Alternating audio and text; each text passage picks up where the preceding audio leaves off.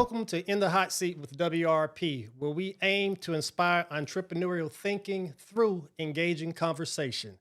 I'm your host, Robert Worrell, and today we have a phenomenal guest who's been very successful in the entertainment industry. And he does it from behind the scenes.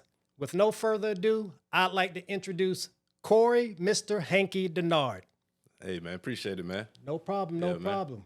How you doing today? Living my best life, Okay. You know how it go. All right. For the viewers and listeners out there, tell us a little bit about your background. My background, I'm in the music industry. I'm a producer, songwriter. And recently, I just became like an environmentalist. Started this whole environmental company called Clean Energy Culture. But before then, like I said, I'm still making music for like a lot of the day's hottest artists, from Usher, City Girls, you name it. Okay. Yeah. Okay. Wow.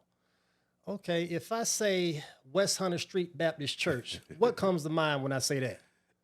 Your brothers, mom, dad, the whole family. Yeah, it was a family thing growing up in West Hunter, man. So it's a lifelong bond, you know what I'm saying? I see people from West Hunter all the time, man. And honestly, that's where I got my foundation from, musically, business-wise, just as a functioning adult in society, from the deacons and the Boy Scouts, teaching you how to, shake your hand and look me in the eyes and all that kind of stuff. So it was a foundation. That's what comes to my mind. Okay. Okay. So you don't have to punch it. Do you punch a time clock or do you work for yourself? I work for myself, so I put several clocks, you know what I'm saying? I also do the music for the Atlanta Hawks. So the music that you hear during the game when the Hawks have the ball and all that good stuff, that's all my music. Wow. How long you been doing that? This is my second year. So my third year is coming up. They're talking about, giving me some more roles. So who knows? Wow. I did not know that. Yeah, that's me. How did that come about? Basically, man, shout out to my friend Melissa Proctor. I met her maybe about a year or two ago, and we got introduced to my buddy Eric Gordon, and she was like, "Yeah, this is Chief Marketing Officer for the Hawks." So we got cool, and one day she just called me like, "Man, I'm stressed out, man." I was like, "What?" She's like, "What's going on?" So apparently, they were getting lawsuits for playing music on social media platforms and that kind of thing. So they had to come up with their own original music.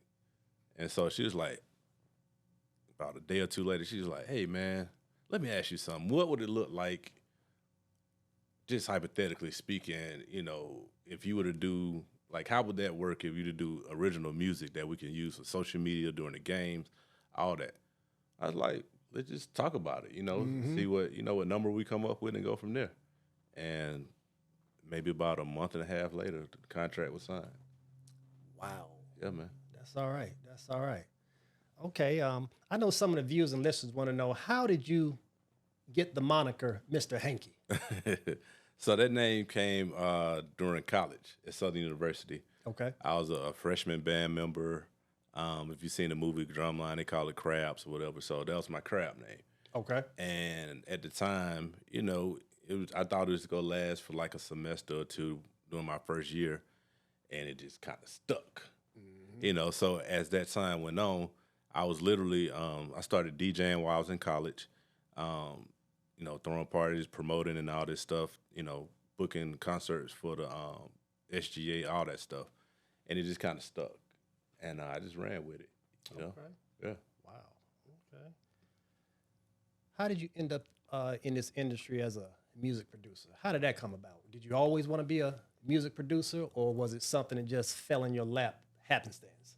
Man, honestly, I wish I had the story like everybody else, like I was grinding and, handing out beat CDs. And no, it literally fell in my lap. I can't take no credit for it. It was literally a blessing from God. Like, I was making music, like similar like a lot of college students might do in their dorm rooms and stuff. And me being from Atlanta, I came home one weekend, and a couple of my buddies are cool with the Yin Yang Twins, so we hanging out.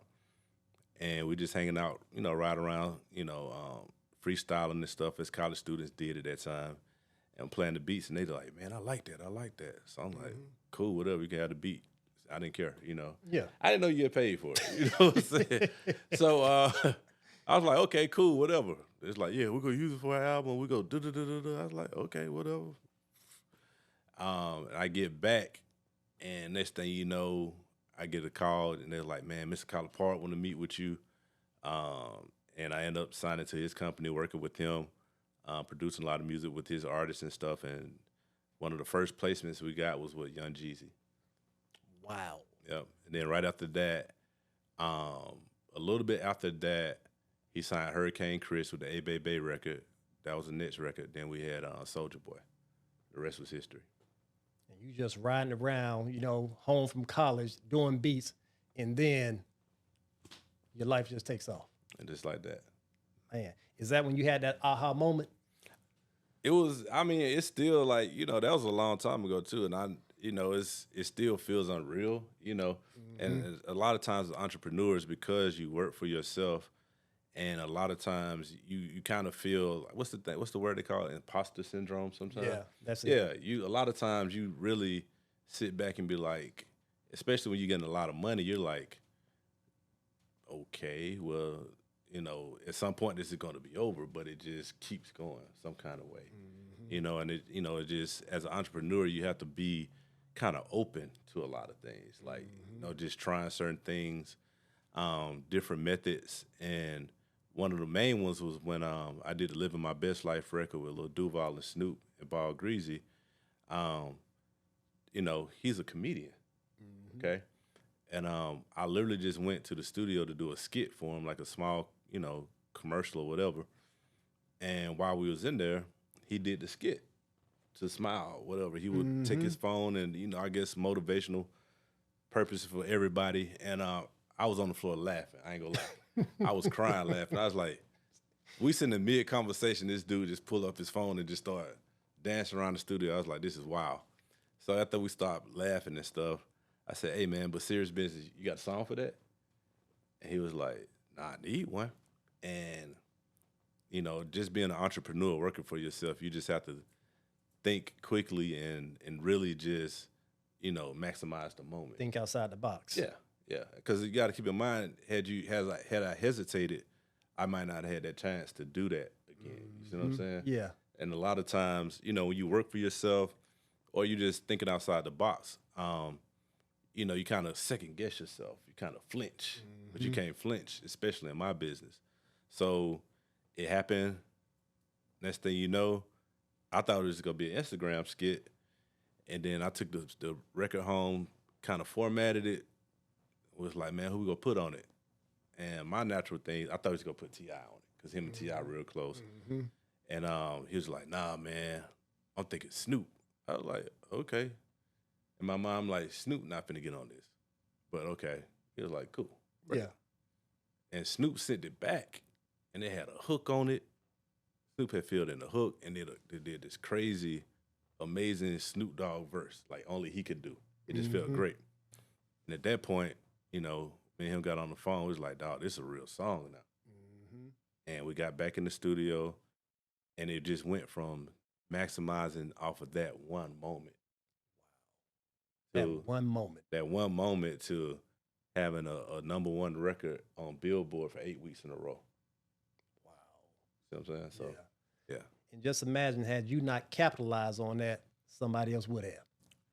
Exactly. Or it might not have happened. Yeah. It might not have happened, but it would just being aware of the moment and not being afraid to be like, yo, I think this might be a great idea. Wow. So you touched on being an entrepreneur. Do you consider yourself an entrepreneur or a business owner? A little of both. Because I do have people that I contract out or work with, work under me and work with me. So, but just the spirit of entrepreneurial spirit of, kind of being able to pivot at any given moment and do what you want to do. Sign any artist at any given moment, work on any project. Yeah. Do you think an entrepreneur has to have a different mindset than just a regular business owner? Definitely, man. Because honestly, like even with a business owner, you're not necessarily. I mean, you have to think outside the box, but some kind of way you're still following some kind of blueprint. Mhm. You're following somebody else's business model or somebody else's path or something like that. So it's like now you have to, when you're an entrepreneur, like you gotta understand, man. It's like, especially in the entertainment field, that changes Mhm. so much, and the mediums that you um, put music on and stuff, is it changes daily. Like perfect example, TikTok. TikTok Yeah. just had a dispute with Universal Music Group. Okay, and people don't understand Universal Music Group is really a huge conglomerate. Mhm. So all of your major artists in some shape, form, or fashion are under Universal Music Group. So imagine, you're going to create some content on TikTok, and you've Mhm. done these songs with Drake. These are your songs. You've done your songs with Usher, City Girls, Lil Duke. I mean, you name all. Basically, my whole catalog is wiped out from Wow. TikTok. A lot of people, all the major artists people want to use for content, they can't use Mhm. them now on TikTok because of the dispute. So now, you know, in entrepreneurial spirit, you have to think outside the box. Okay, I got these other songs with these other independent artists. This is a great time for me to blow their records up as well. Mhm. You know what I'm saying? So that's the mindset. That's the thing to be able to just like switch at any given time. Where did you get your love for music? When did it start? Oh man, you know the answer to But that. with our viewers and It was our listeners, though. so for those that don't know, man, Yeah. my mother is an amazing classically trained pianist, organist, choir director, all that. And going back to West Hunter, when I was born, we was born at choir rehearsals, and basically I was the baby crawling up under the piano. Being passed around during choir rehearsals and stuff Mhm. every Thursday. I knew what I was doing. I didn't even watch the Cosby Show growing up because Choir rehearsal. I was at choir rehearsal. Everybody else would come back to school on Friday like, you saw that? I was like, nah. I know how to play this though. Mhm. So it started there. My sister is the same way. She's she's my out of the three of us, she might be the most versatile of all of us. How many instruments do you play? I play trumpet, play drums. Trumpet's my principal instrument, piano, and drums. My sister plays everything, everything. I know that. Yeah, I didn't know it either. Till I, I went. Well, I mean, because still teaches, so she Okay. has to be proficient to teach. Each of the instruments. I didn't know Wow. that until Uh-huh. I recently did a career day with her. Just came to talk to her class or whatnot, and she just picking up each instrument. Let me show you. I was like, wow, okay, yeah, It's crazy. yeah, Okay, explain to the listeners and viewers, I am a musician first, a producer second. right. So that came from basically um, in the industry now. You have a lot of producers that don't even they can't play the piano. So I mean I'm at a loss. So what do they do? So they just kind of like, okay, so and this is up for debate, okay, because there's some people feel there's two type of producers. I feel it's only one. Like, okay, in my mind, you need to be able to play. Okay. Mhm. In other people's minds, some people like you got your puffies at the time that don't play anything, and they just kind of direct and tell people what they do, which Mhm. is a form of production, you know. Yeah, I can see that. Yeah, so it's a matter of what works for you. But nowadays, there are a lot of prominent producers that walk around with their chest out, and they're paying other people to do the beats, and they're just putting their name on it. So that's a whole nother game. Yeah, Wow. yeah. There's a lot of your, you know, So they're like the middleman. basically, they just, and I mean, I can't be mad at yeah, that. yeah, they Like I got their said, hustle on. that's business. Yeah. You know what I'm saying? So at the end of the day, but me personally, I did not know that was going on. When I got into it, and as Mhm. I would go to different studios and stuff, and you know, a lot of the guys I looked up to, I was like, oh man, I know he finna play some crazy stuff. And I get in there, and it's like 2 or 3 people standing around playing the stuff for him, and I just like, so what you do? Oh, I kind of supervise, and I just started seeing that over and over and over again. I was like, oh wow, this is crazy. So that's where that came from. Just kind of separate myself, like, I really do this. And not to really shoot shots at people, but just Yeah. to, kind of differentiate, because that's a whole different, that's apples and oranges. Do you think that separates you from what you've seen in this industry? You know how to produce, you know how to make beats, having that ear Yeah. for music? Yeah. I mean, like I said, and I can't, I can't discredit, leave out like William Revere Mhm. at West Hunter. Yeah. There used to be a Marge Brown. He was my first, taught me trumpet, private lessons and stuff, and really music theory as well, along with him and my mother and the professors at Southern. So um, it just gave me an edge, to where Mhm.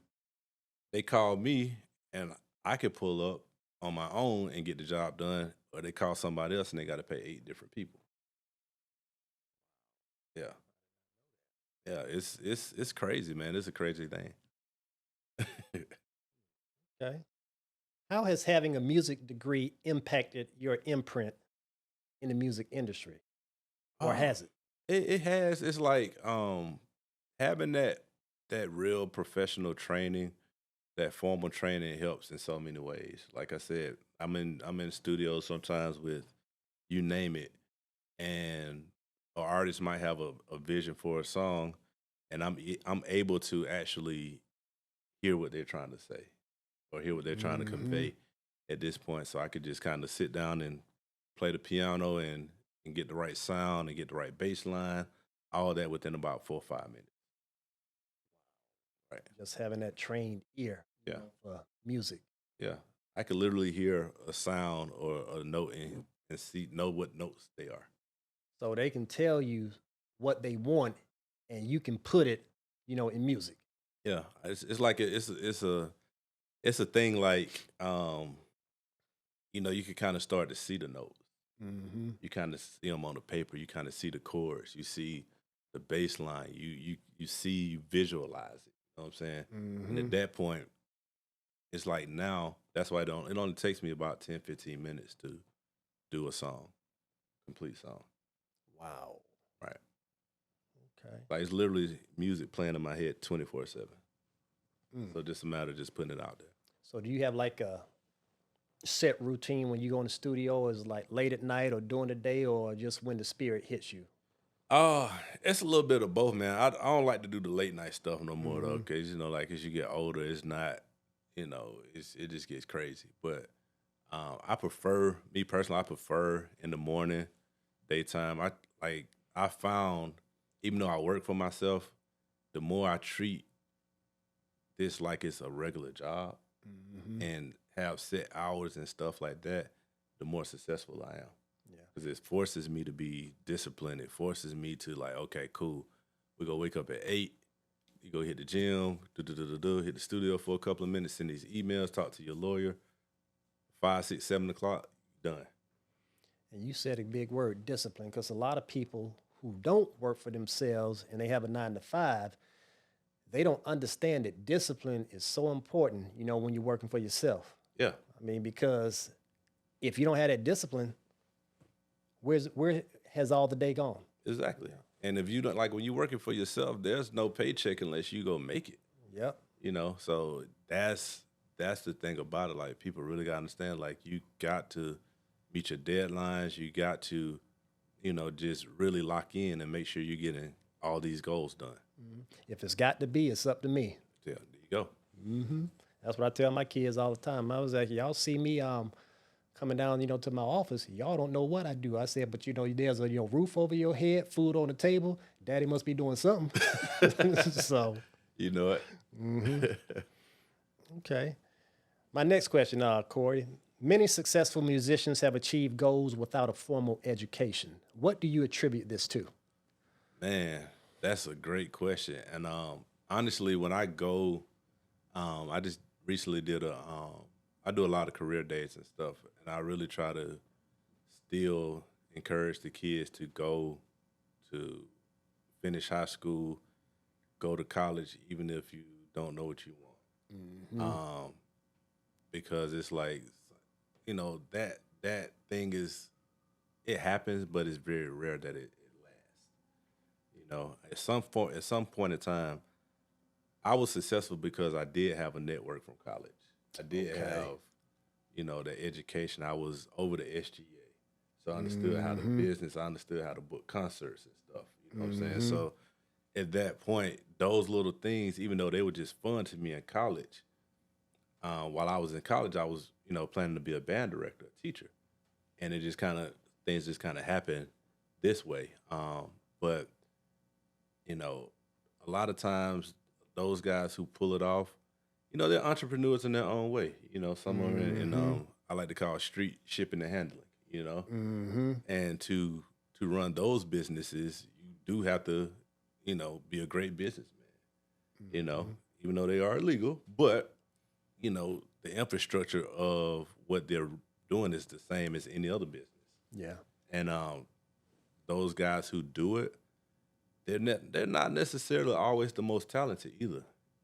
I've noticed that, especially in the rap field, you notice a lot of artists that people think that aren't that lyrical, like my boy Gucci, Jeezy, all these street guys, but they tend to be a little bit more successful than those who can, because those who can, rap or sing better, they think because they're talented, they don't have to work as hard. And so we got a saying that we says hard work to beat talent when talent don't work. I like that. And it's the truth. That's what happens. Yeah.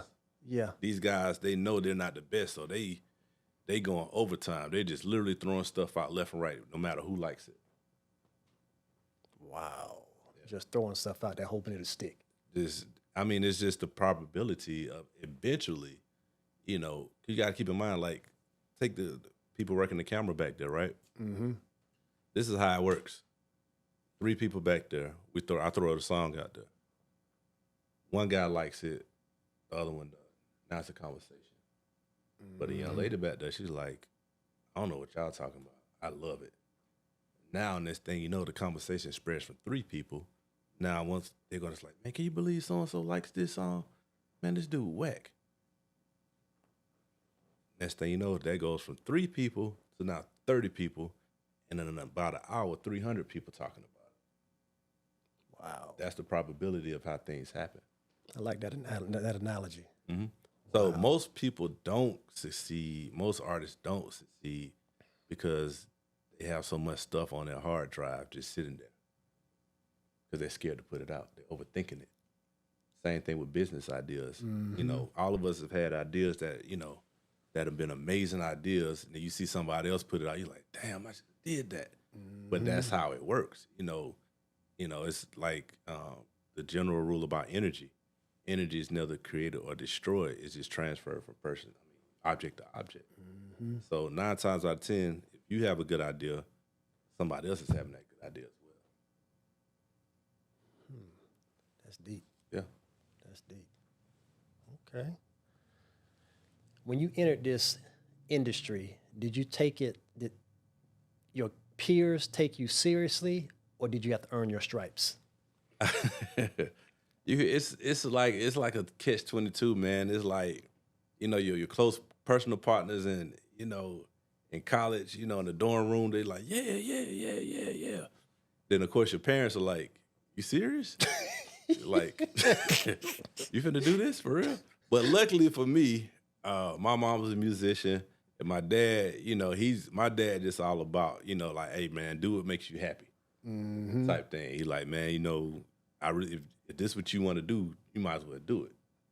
You know what I'm saying? So, and then as the success started coming, and they going to church and people like, I heard Corey's song on the radio and I saw him on the news and I saw him on the video. And then it's like, okay. But the funniest the funniest thing happened, and my mom got hate that I told this story. I tell this story all the time.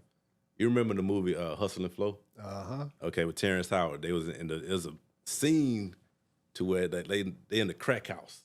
Mm-hmm. He got his wife beat on the sweating and stuff, and he's in there playing the keyboard and all this stuff, and they end up singing looking crazy. So my mom raised off the sofa. She looked at me, she said, "Is this what you do?" Yo, Wow. I was like, what? I was like, no. I mean, yes, but no, not like that. I'm not in the crack house. Not in the crack house. We're in the real studio. We in real legitimate air conditioning, no crackheads around, nothing like that. But you gonna always be in a proven state. Yeah. And when you're running your own business, you doing anything creative, and it comes from a lot of times it comes from, not necessarily them not believing in you, but a lot of times people don't believe because they want to go out there on their own and try some stuff. Mm-hmm. And they don't really have that fortitude to say, man, I'm gonna just go lay it all on the line. Mm-hmm. So in their mind, it's a projection type thing, Mm-hmm. I've learned. And then, like I said, all you gotta do is just keep working, and next thing you know, they're like, everybody's a fan. Mm-hmm. So when you finished Southern, did you have some gigs already lined up, or did you have to work your way into the industry? But you already said that you was already doing beats, for some people already in the industry. But when you graduated, did you start a 9-to-5 first, or did you just start in this industry? Yeah, I had so when I came back, it was just, like I said, it was just like a bang situation. Like, so basically what happened, man, my boy John Boy, he went to Southern with me too, but he went to Crim. Okay. So he was the connect through the Yin Yang twins, and they would come down to visit and all this stuff. And this one they would just starting off with ah ya ya and whistle while you twerking, all this stuff. And so, man, during that time I was DJing and their DJ got sick, and I had to go to Mississippi to meet them at some show, auditorium and stuff. And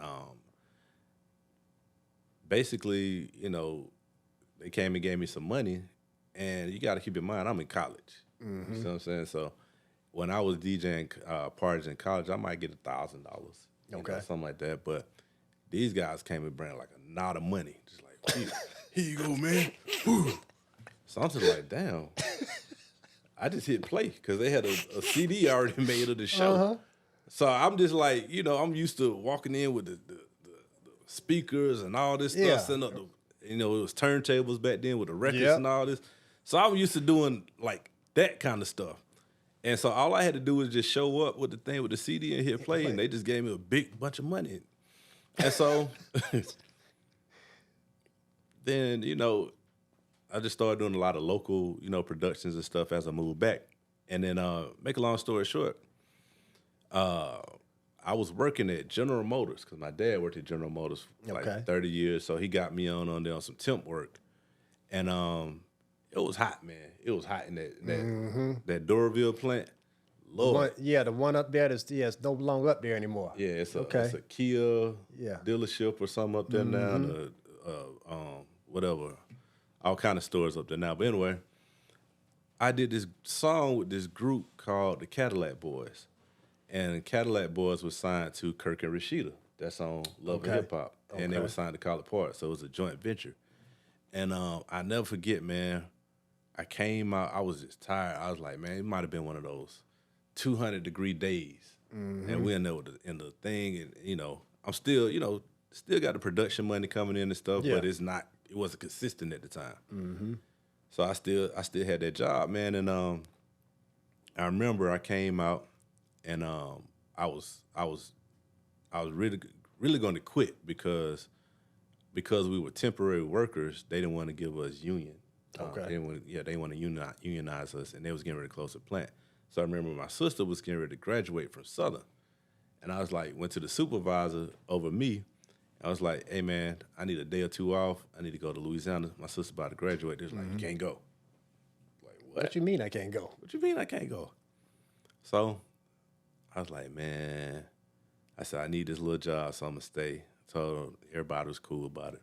But it made me feel some type of way. I was like, man, I ain't like nobody telling me I can't go see my own sister graduate. Yeah. You know what I'm saying? Yeah. For this little funky job with these, we was making minivans. I could see we was making Cadillacs or Corvettes. We making minivans, the vans that the post office got now. Yeah. You know what I'm saying? So, man, I remember then we had to be up there. The plant started at 6 o'clock in the morning. Right. Started at 6. So, man, I'll never forget, man. I came out, it was a Monday, I'll never forget. And we got off at 3, 6 to 3. I turned on my car. We still had the key to turn the car, ignition.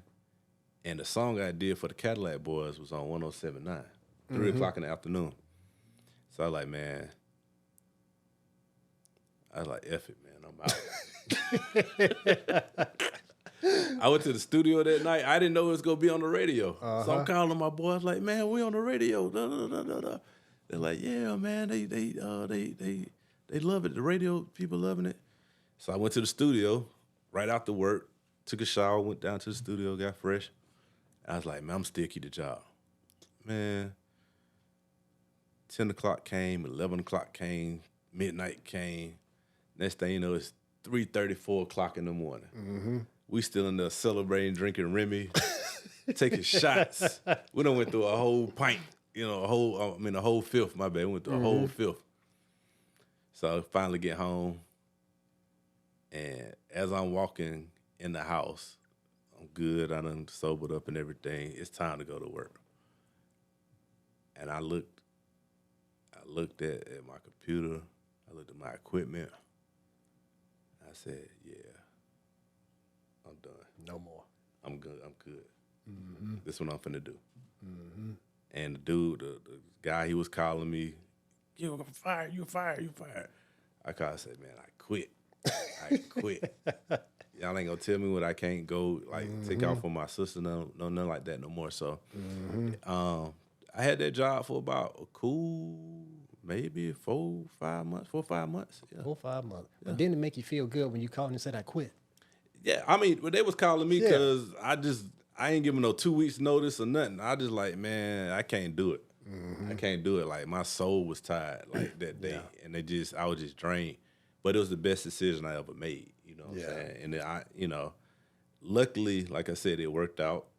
It worked out very well, And right after that, that's like I said, that's when the Jeezy stuff came. And then a little bit after that, that's when I signed to the label Collar Park Music. Then we had Hurricane Chris in like July, and then in August we signed Soulja Boy, and then by October we did the record with Jeezy. How long were you working with Collie Park Records? Let me see. I signed my contract in 06, 07. So I want to say it might have been, I think my contract was over with them in 2012 or 13. Okay. But during that time, we did records like The Wobble, The Line Dance.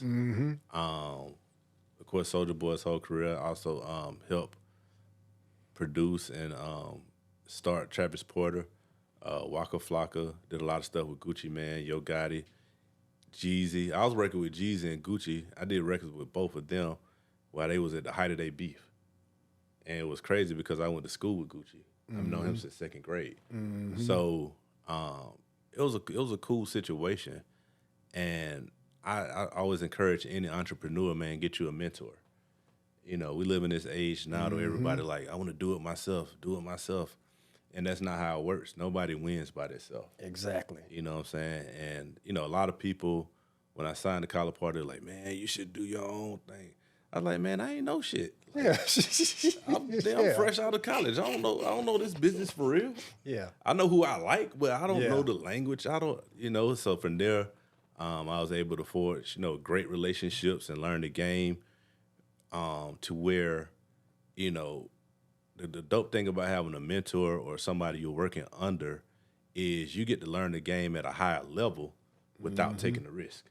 Mm-hmm. You know what I'm saying? Exactly. So without the financial risk, the reputation risk, you know, and you kind of got a guide there, even if they don't necessarily tell you. If you're smart, you just pay attention and just sit back and just watch. Mm-hmm. And you'll learn everything you need to know. I mean, that is key, Corey. I mean, you said having a mentor. Like you said, a lot of these young folks, they think they can do it on their own. No, you can't. Even in my profession, I still have mentors. Yeah. I don't know everything. Yeah. You know, that's crucial. Yeah, and even honestly, like I got mentors older, and I have younger guys that I lean on and ask them like, "Yo, so what's this?" You know, blah blah blah blah. Because as you know, it's a young man's game and all this other stuff. But at the end of the day, it's good to have that balance. Mm-hmm. You know, And you have to have that mindset because things always change, and you don't want to be left out in the cold. I mean, if you look at how the music industry has evolved from LPs, CDs, everything now, digital. Mm-hmm.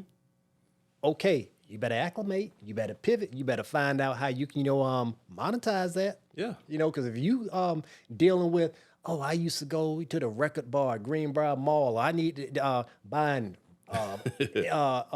records. Right. I mean, come on now. You know, you have to change. You got to. I mean, because the world go change, man. So, if you don't change with it, that's on you. But Absolutely. yeah, so I always, and I'm one of those people. I embrace the youth. Mm-hmm. I've never been one of those people in the game or the industry like, yeah, man, y'all killing hip hop or y'all killing music industry. No, it's just I have a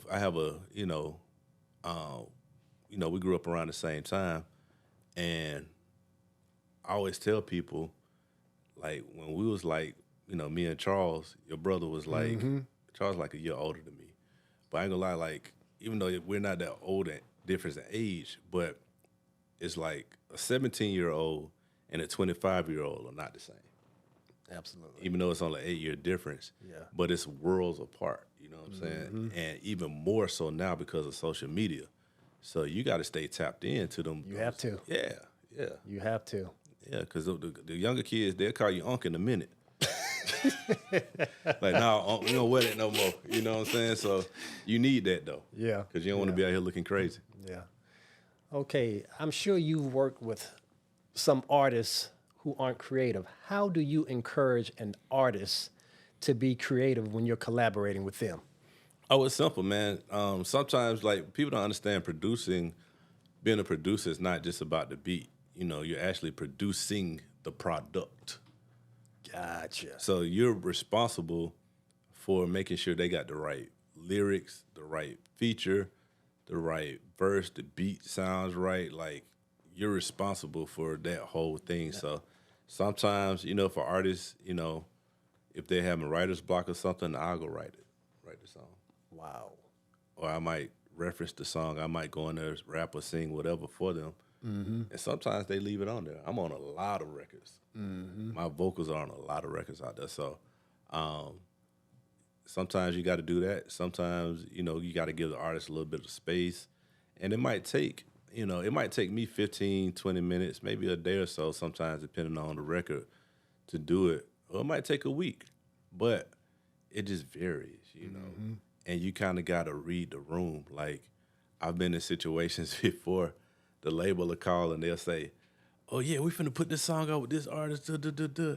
They put me in the room with the artist, and, if it's a guy, he might have just got into it with his girl or his homeboy or his mom pissed him off, or if it's a woman, ain't no telling what she mad about. Mm-hmm. She just might not be in the mood for that. Yeah.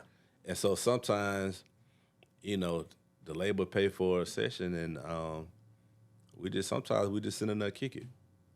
Wow. Yeah, like when you're a producer, record producer, or exec, you got to do the music job, but sometimes you got to do the personal stuff, and you turn into a therapist at times. Okay. Yeah. How do you stay at the top of your game? What keeps you motivated?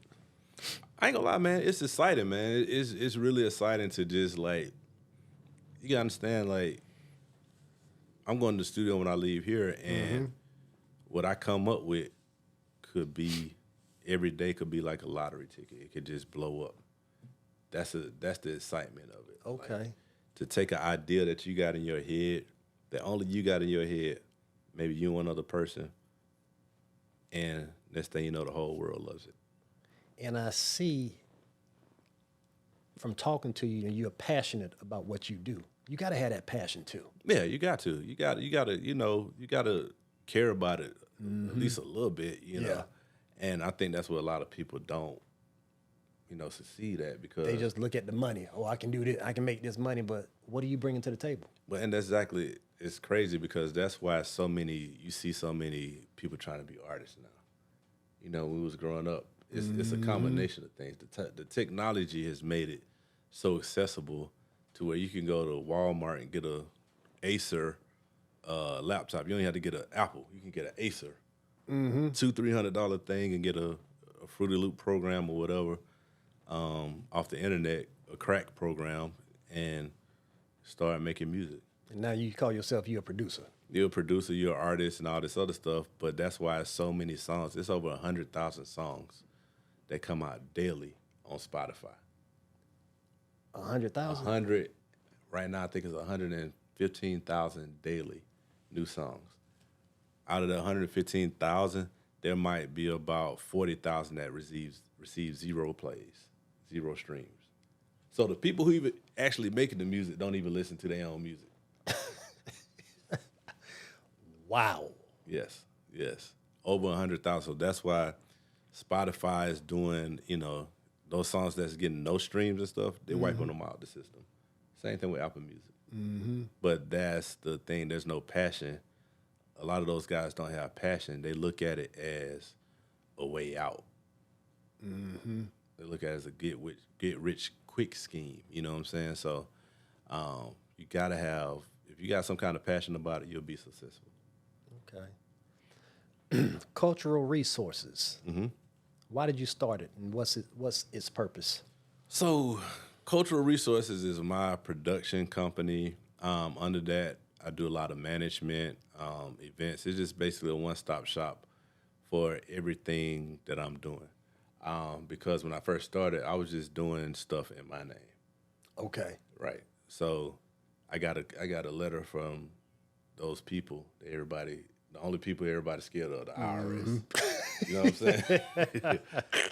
The IRS sent me one of them letters. I got my first IRS letter in 2012, and I ain't say nothing to them. I just let it linger. You know what I'm saying? How long you let it linger for? Man, I let it linger for some years.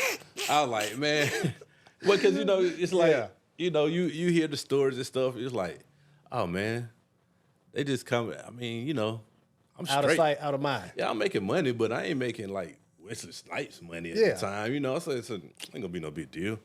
So they sent me another one in 2017, 18. I was like, okay. So I called my lawyer. He called me. I was like, yeah, man, the first one 2012. He's like, man, why you ain't tell me? So he's like, all right, cool. He's like, I ain't know, because at this time, I'm not realizing, I'm just out here on my entrepreneur thing, hustling.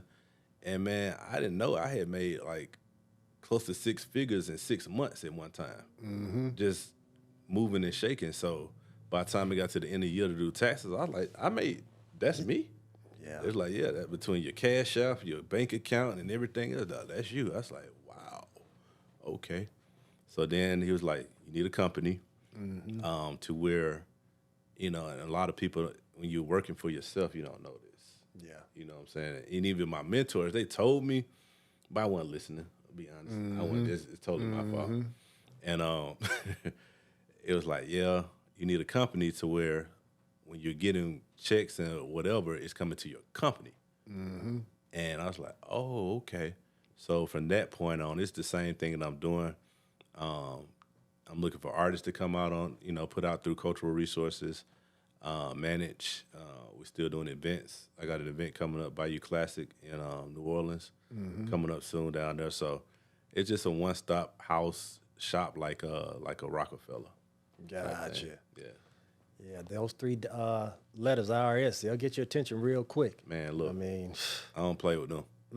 and I think a lot of people don't understand that can get you in a whole lot of trouble if you don't pay Uncle Sam. Yeah, and the thing about it too, man, like I was frightened because, I ain't never had nobody send me a letter saying, "Hey, man, send me $12,000 in 7 days," or you know what I'm saying? Yeah. I'm like, who you talking to? Like, I said, y'all, man, please, y'all crazy. But the thing what it was, I never responded. That was the problem. You know what I'm saying? Yeah. And so once I figured out the game, and, everything was cool, they just let me rock for the Yeah.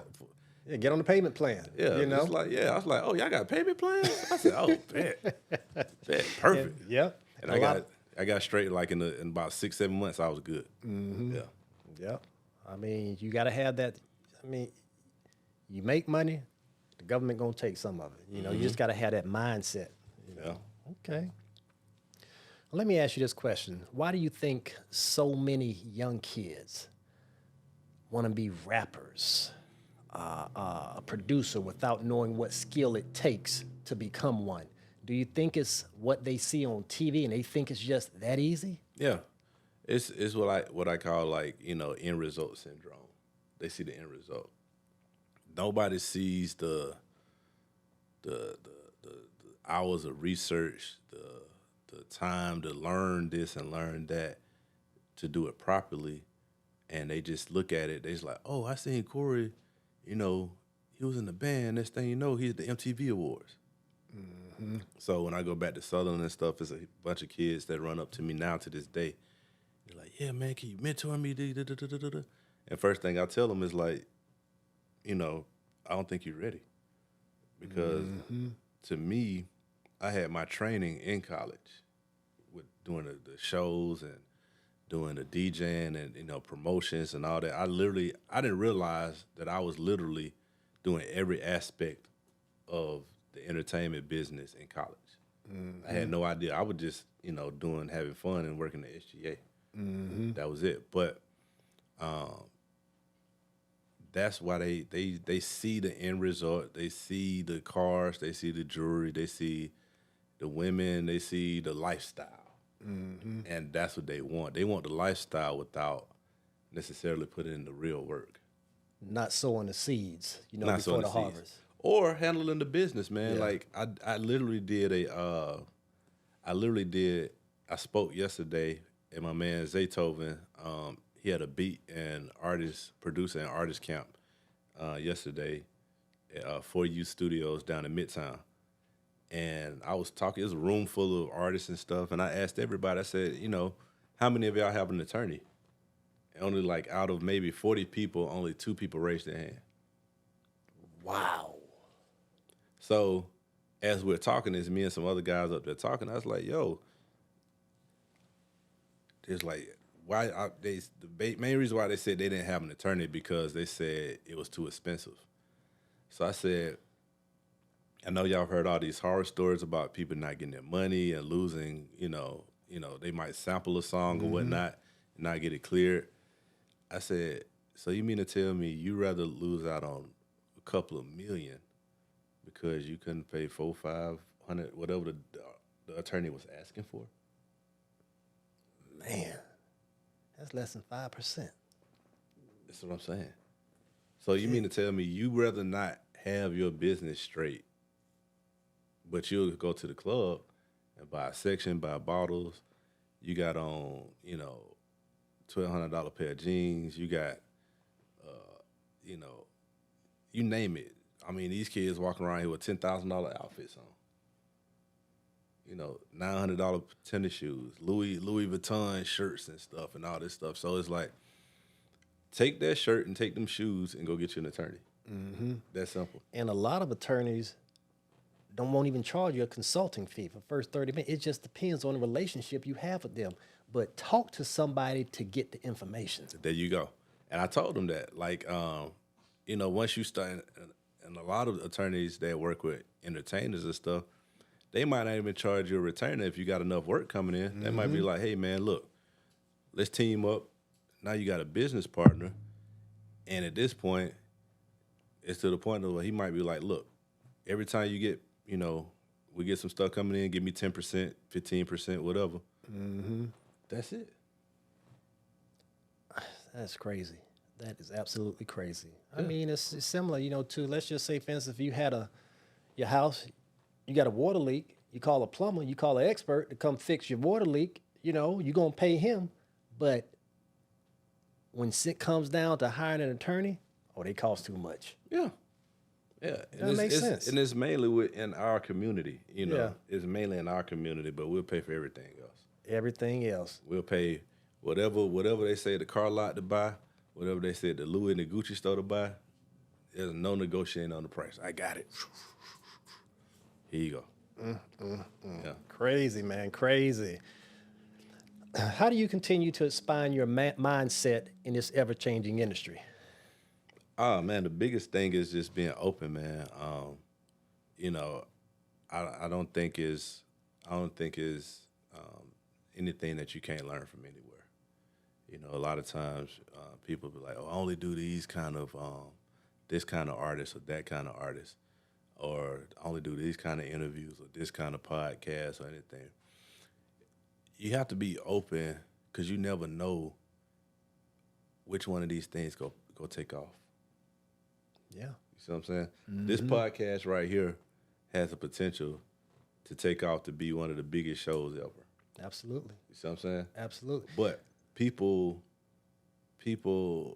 I've seen people shun artists or situations because it didn't look like what they thought it should have been.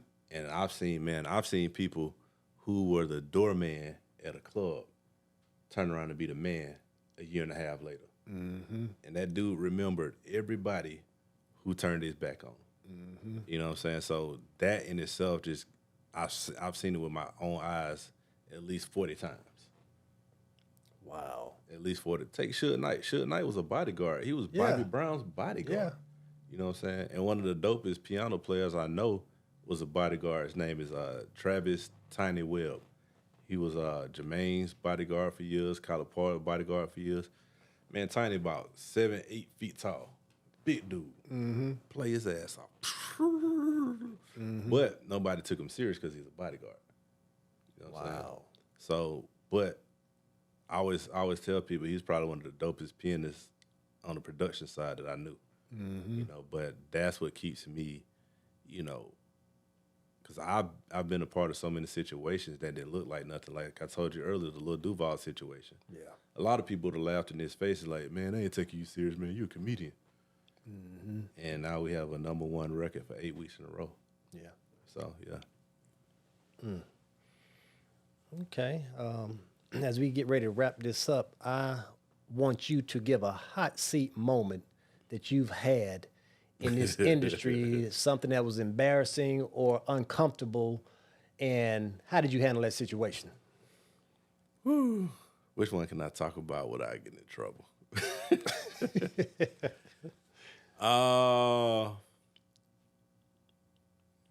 Perfect. Okay. You remember the Versus? Yep. Versus series. So one of the main ones that happened during that time was during COVID with Gucci and Jeezy. They had a very well publicized beef at that time, but it was at Magic City, and I've been to Magic City a million times, but that probably was the most stressful time ever. And nothing really happened. It was just the fact that they had legitimate Tupac and Biggie beef, and it was almost the type of thing, man. It was like, because people from both sides. You see what I'm saying? So it's like you in there, you see people you went to school with, but it's like, and they looking at you like, which way you gonna go? So it's one of those things, man. Like, and it happens so many times to where like you gotta just be cool, man, and just be like, speak to everybody as if it's not no big deal. And it really wasn't on my end, but and the good thing about being a producer, songwriter is we're not necessarily asked to pick sides and stuff. It's understood that we're allowed to work with any and everybody. But at the same time, that situation, let me tell you, man, it was during COVID, and what people don't know about that situation is, I remember my partner, Kadife Sylvester, he works like a lot of promo and stuff, so he called me earlier that day, man. And I drove down there just to see once I found out it was in Magic, right? Mm-hmm. Man, once you got off the interstate on Spring Street to make a right, it was all kind of Fulton County sheriffs waiting. They had SWAT teams. They had helicopters, all this stuff. They were searching everybody's car. Now, this was early on in the day. Right. I don't know what they thought was about to happen, but they just set the tone to make it so intense at that point. You know what I'm saying? Mm-hmm. So you get there, they got the Nation of Islam doing security on the end. You know, they don't play. Yeah. They'll slam anybody on their head. You know what I'm saying? They do not play. So when when it's that kind of situation, it's already COVID, it's just a lot of stuff going on right now. And it's like, everybody in the room. Mm-hmm. And yeah, that situation was, and when they started throwing shots at each other during the verses, you could cut the tension in the air with a toothpick. Wow. Yeah.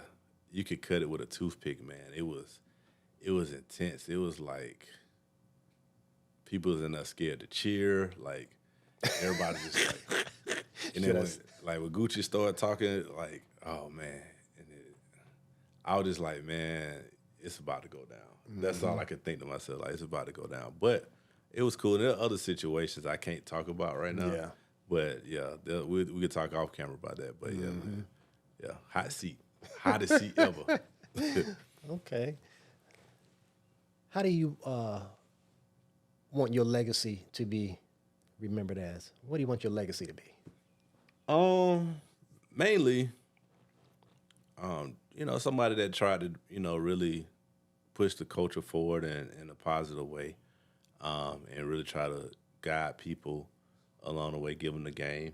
I do a lot of, mentorships and stuff like that, and a lot of times people can't handle that, because especially this industry, everybody has their preconceived notion about what it is. And don't even know. Have no clue. As a young man I was just working with, trying to advise him, and he's just like, man, I want to do. I knew his mom, so it was cool, but he's like, man, I'm ready to take off. I was like, all right, bro. You ain't ready. Yeah. But, that's part of the legacy too. You just got to let people do them. Mm-hmm. And sometimes, it might work out for them. He might know something I don't know. Yeah. But, I wanted to be that I let people be them, their true self or whatever that is. And hopefully it works for them. But, made a lot of hit records, had a lot of fun. And they're going to be playing my stuff long after I'm gone. Okay. Yeah. That's what's up. Yeah, man. Well, man, I appreciate, you coming on and taking the time to share, your experiences, how you got into this industry, with the viewers and listeners, man. And I really appreciate that. Hey, man, appreciate you having me, man. Looking forward to some more hits from you, brother. Hey, man, when they come up, I'll be back to bring them to you. Okay. Yeah, man. All right. Well, that's it with In the Hot Seat with WRP with Corey, Mr. Hanky Denard.